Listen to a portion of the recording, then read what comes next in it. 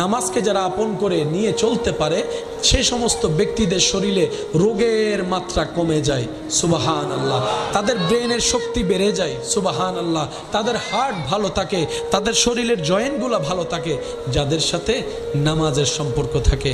ওই যে রব্বুল আলামিন বলেছে ইন্নাস সালাতা তানহা আনিল ফাহশায়ে ওয়াল মুনকার। তাই রবের কাছে সবসময় ফরিয়াদ করবেন, আল্লাহ নামাজ তো আমরা পড়তেও জানি না, আমরা শুধু অঙ্গভঙ্গিটা করতে জানি, তাও সঠিকভাবে আমরা কেউ করতে জানি না।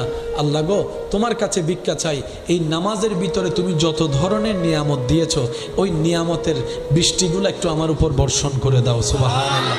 আল্লাহ আমিও তোমার প্রিয় বান্দার লিস্টিতে নাম লেখাতে চাই। আল্লাহ আমিও ইজ্জতের জীবন চাই, আমিও কবরকে আলোকিত দেখতে চাই। তোমার দয়া ছাড়া তো কিচ্ছুই সম্ভব না। আল্লাহ আমি চেষ্টা করছি তোমার ইবাদত করার, আমি যেভাবে ইবাদত করলে তুমি খুশি হবা আমাকে তুমি দয়া করে নিজ গুণে সেভাবে ইবাদত করার সুযোগ করে দাও।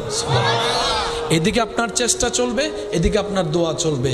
দুই চেষ্টা যখন এক জায়গায় হবে, রবের যেদিন পছন্দ হবে আপনার ডাক, সেদিন রব্বুল আলামিন নিজেই দেখবেন আপনাকে গাইবে এমনভাবে সাহায্য করা শুরু করছে, যেই বান্দা ফজরে অ্যালার্ম দিয়ে ঘুম থেকে উঠতে পারে নাই, আল্লাহর দয়া যখন হয়ে যায় তখন দেখবেন আজান দেওয়ার আগে মুয়াজ্জিন ওই বান্দার চোখটা অটোমেটিক খুলে যায়। বলেন সুবহানাল্লাহ।